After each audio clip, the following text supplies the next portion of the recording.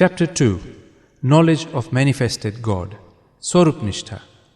In 1964, Santo and sisters of Gunatit Jyot placed their trust in Yogiji Maharaj and began a sadhana to attain ekantic dharma, single-minded conviction. At that time, no one knew the meaning of ekantic dharma or how they should go about the sadhana. However, the Santo and the sisters had developed such an affinity with Yogiji Maharaj that they trusted him totally, knowing that if they followed him, then wherever he may lead them, that place will be Akshardham. Each of them began their sadhana according to their own interpretations, sometimes making mistakes, and then correcting them with Yogiji Maharaj's inspiration. In this manner, Bappa endowed us with the gift of such swarups. Many devotees have reached the status described in Vachnamat Gadra Antya 35 and are experiencing the happiness mentioned in the bhajan, Jivan Sauna Brahmarasthi Sabar Thai Gaya. Yogiji Maharaj utilized our prarabdhas, i.e. our vices, such as anger, greed, attachment, etc., to purify other devotees. He utilized our useless characteristics and rewarded us by purifying those vices. This was a slow process, thus it took us 25 years to realize that each devotee is an Akshar Mukt, divine, and each one is controlled by the Supreme Lord, as prescribed in Vachnamat Gadra Antya 2nd. We were unable to accept this fact, however, Yogiji Maharaj affirmed this.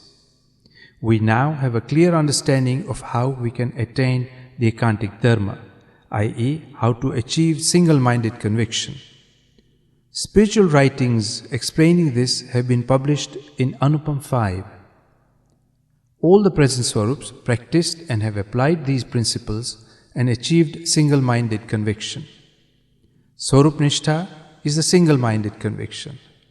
The writings in Anoopam 5 advocated Swarup-nishtha. One should understand what is meant by it. One should gain strength from it. As we begin to understand this concept and apply it, we will find that we are easily freed from worldly attachments.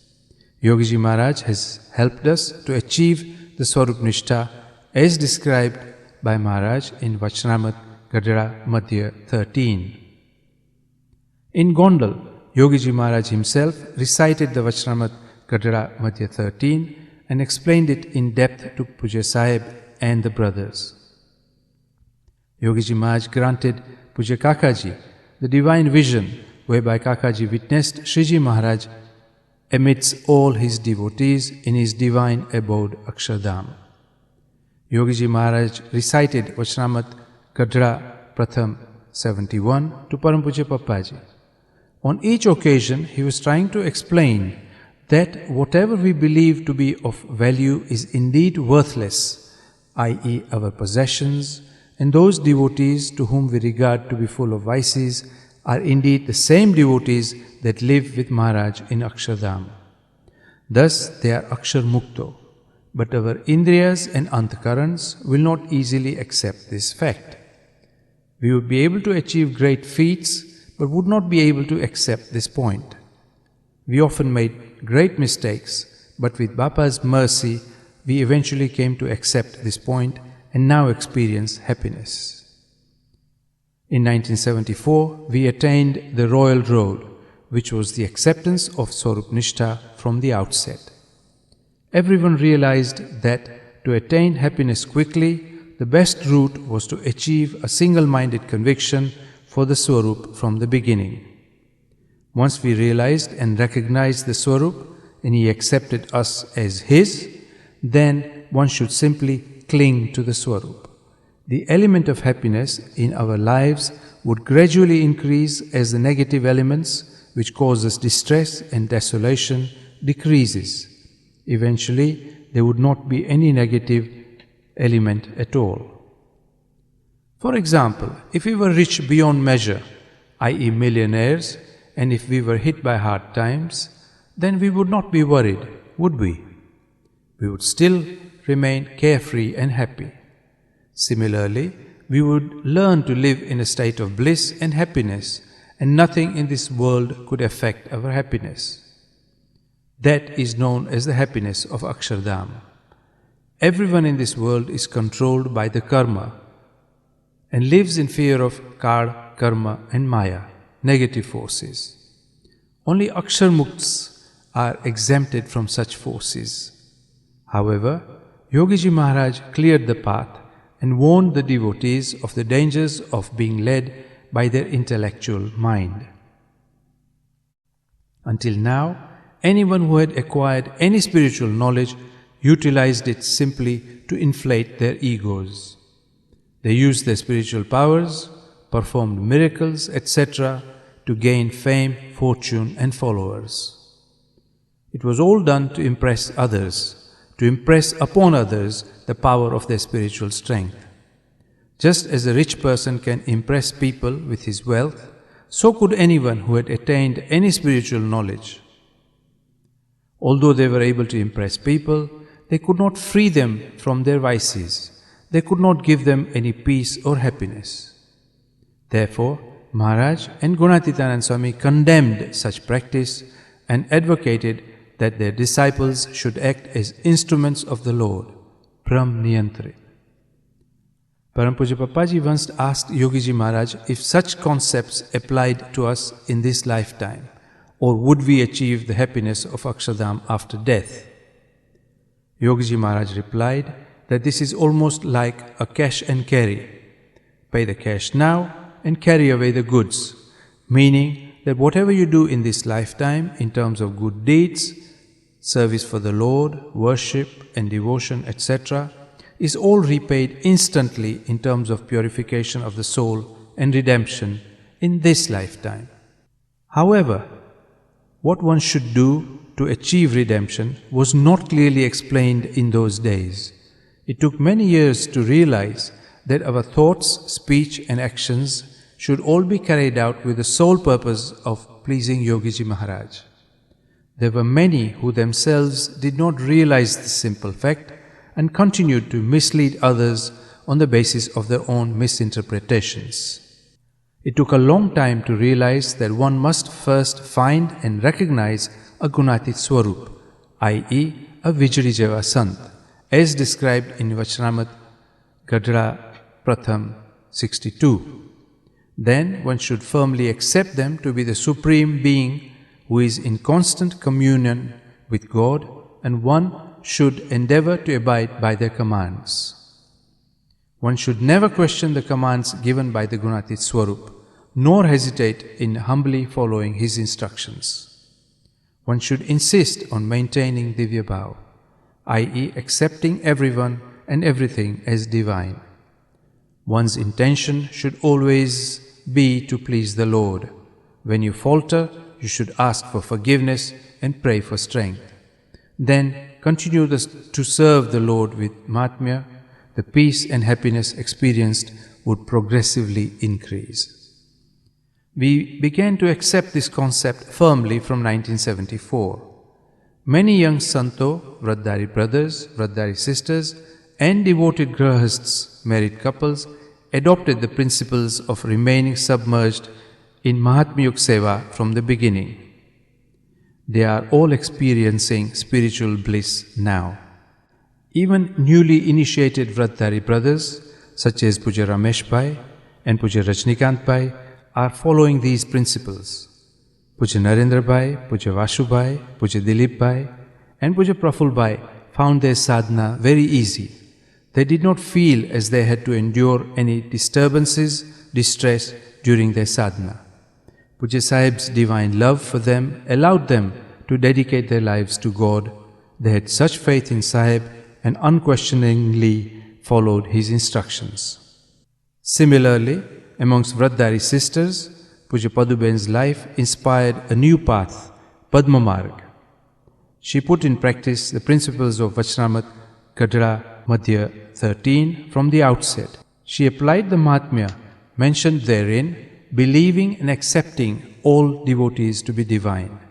She practiced and applied this principle in her life to such an extent that she constantly remains submerged in Mahatmya. So she feels, where are the chances for any kinds of emotional disturbances or distress? Once one dives deep into an ocean of Mahatmya, how can one experience any distress or disturbances of any kind? Pujya Paduben applied this principle in her sadhana and has set an example for the rest of the sisters in Gunatit Jyot. When any devotee approached Yogiji Maharaj, all he saw was their positive characteristics. If we would like to experience the same level of happiness as Yogiji Maharaj, then we too should practice this. Why should we look at anyone's negative side? It is the Lord's duty, let him do it. The Lord may be utilizing their negative characteristics to purify us. If someone swears at us or insults us, then the Lord may have inspired their behavior to see how immune we have become to words, i.e. Shabdatit, or how immune we have become to feelings, i.e. Bhavatit. We now understand these concepts. Thus, if we maintain Swarup Nishtha, then the process of purification will be much easier for us. There are many accomplished Swarups now who applied these principles and have attained their goals without experiencing any distress whatsoever. Our sadhana is becoming progressively easier as we learn from the experiences of those who have completed their sadhana. A few years ago, there was a common belief that only one or two Swarups who had attained equivalence and identification with Akshar Brahm and were in permanent communion with Parbrahm. Thus, if a devotee chose to follow a different Swarup, he was discouraged by the majority of devotees. The argument was that one should not accept new Swarup, as it would mean disrespect for the original Swarup. Now, the common belief is that anyone who has been purified and has attained qualities which make him as pure as distilled water is an instrument of the Lord. God works through him.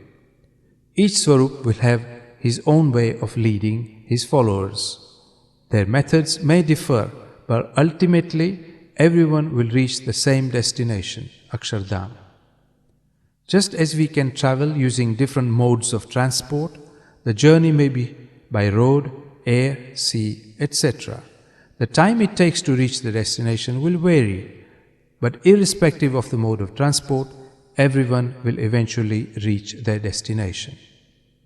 In the same way, we are all travelers, each following different Swarups.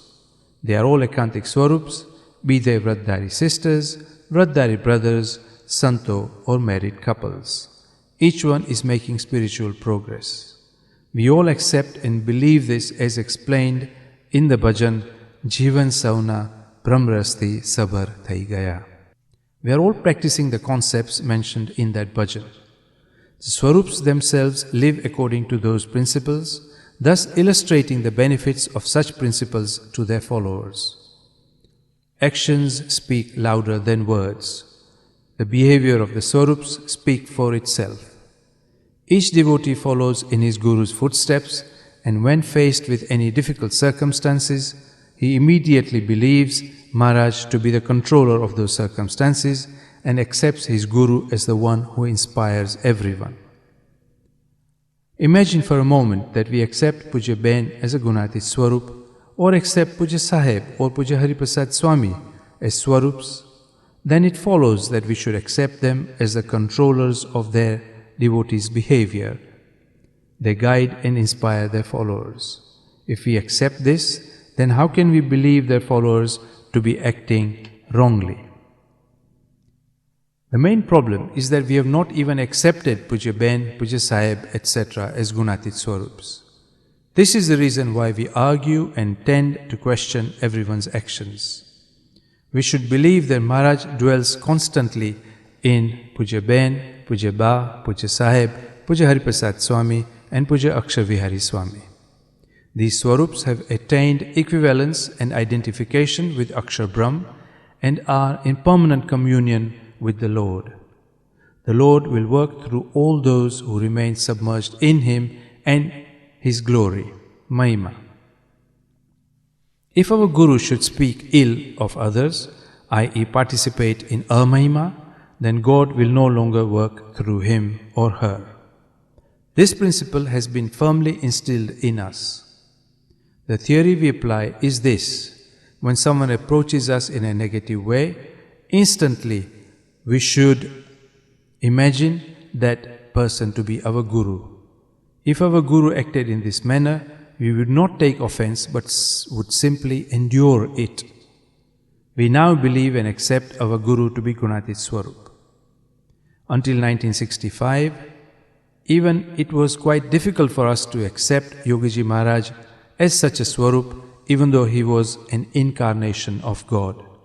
Those who believed this benefited, whilst others led by their inner beliefs were not so fortunate.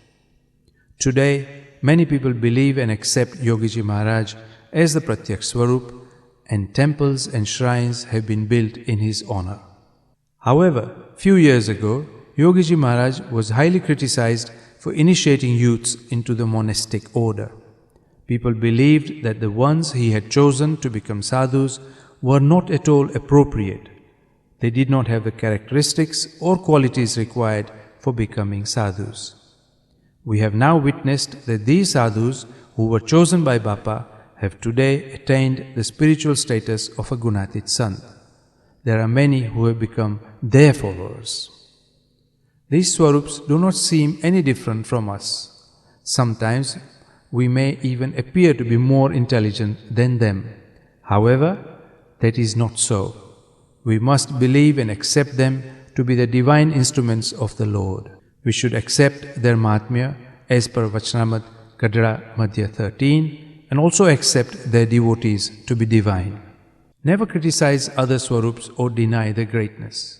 Just as we believe our Swarup to be a divine instrument of the Lord, others may believe their spiritual Guru to have attained similar status. Who are we to deny this? We now accept this fact, and thus we do not experience any distress or emotional disturbances. We enjoy peace, bliss and happiness. A Gunatit Samaj, community of Vratdhari sisters, Vratdhari brothers, ascetics and married couples has evolved where everyone respects the beliefs of others. We are in a new era where we are able to live in spiritual harmony and unity. New sadhaks have been shown the easiest way to attain happiness. Once you have attained an affiliation with your Guru, a Vijayijeva Sant, you must firmly believe him to be Almighty Gunatit Swarup. Then, at all times, endeavor to live according to his commands. Live according to the first commandment of Sanjivani Mantra. Never forget, even for a moment, that the Supreme, Omniscient, Omnipotent, Omnipresent Divine has selected you to do his work. Then, why worry? If ever a sadhak becomes distressed and takes offense of his own Guru, then all other Gurus will begin to pray for him and try to sing the praises of his Guru. All other Swarups will do their utmost to remove such negative feelings and thoughts from the sadhak's mind. Such is the level of spiritual friendship practiced in our Samaj that it would be almost impossible for sadhaks to remain distressed. Secondly, new sadhaks are taught from the beginning to accept that whatever others do should always be accepted as divine. Never look at their negative side. Always try to believe that their actions are inspired by their Guru or the Lord. Thirdly, we should utilize our talents in order to serve the devotees of the Lord. Even the most basic abilities, such as that of a barber, can be used to serve other devotees. Previously, the only talent held in high regard was that of preaching. Basic abilities such as cooking, cleaning, driving were not recognized. However, it is not what you do, but how you perform that seva is of importance. Instead of summoning a barber, Gunatitan Swami instructed Bhagatji Maharaj to shave all the sadhus' heads. We would consider Gunatitan Swami's actions to be miserly, But Bhagatji Maharaj instantly responded by saying, "Fetch me a razor," and began the task. It was not a question of money, but a question of how one accepts and performs according to the Guru's commands, Agna. Bhagatji Maharaj, Jagaswami and Ada constantly endeavored to live according to their Guru's commands and thus attained the spiritual status of Gunatit Swarup. We now realize that Swarup Nishtha, that is, belief and acceptance of the Swarup as one who has attained equivalence and identification with the Parbrahm and is in permanent communion with God, is very important. We also realize the importance of the commandments of the Sanjivani Mantra and know that our Gurus have taken the responsibility of ensuring our spiritual progress. Therefore, all we need to do is to maintain faith and do whatever they ask us to do. When we falter, we should pray for strength. We should never look at others' faults or vices, nor should we compare ourselves with anyone else. Each person is unique and has their own characteristics and prarabdhas, past life destiny. For example, there are two patients, one suffering from diabetes and one from tuberculosis. Each one will be treated differently by the doctors and given different diet. The one suffering from diabetes cannot and should not compare his circumstances with the other patient. Each is a patient. There the similarity ends. Each has a different condition and will be treated accordingly. In the same way, we are all sadhaks but have different characteristics and therefore should not make comparisons with each other. We also realize that if we have a genuine need for anything, then our Guru will definitely provide whatever we require. However, if we ask for something simply because another sadhak has it, then that is wrong. Basically, we should avoid two things: jealousy of other sadhaks and making comparisons with other sadhaks. If we begin to live according to the points mentioned above, then our sadhana will progressively become easier and we will become happier. We will find it easier to remain submerged in the Lord and in Mahatmya. We will not be able to dwell on the negative characteristics of others. If we find that we are looking at others' faults, we will consider it our own weakness. We will endeavor to practice the principles mentioned in Vachnamat Gadara Madhya 13 and Vachnamat Gadara Antya 2 and 21. We should insist that we constantly remain submerged in the Lord, constantly believe and maintain that everyone is divine. To attain this, we should serve the Lord and His devotees with Mahatmya, and we should engage in singing the praises of the Lord and listening to such praises being sung. Then all we experience will be tranquility, peace, bliss and happiness. If one begins a sadhana and remains alert and aware as mentioned above, then one could achieve this within 3 years. There are many such examples of sadhaks who began their sadhana and are now experiencing nothing but the happiness of Akshardham. Therefore, those who come in contact with such sadhaks are also able to experience this fact. They may come laden with troubles, yet within a few hours they feel that their burden has been lifted and experience peace. To live according to one's Guru's wishes will achieve so much for us.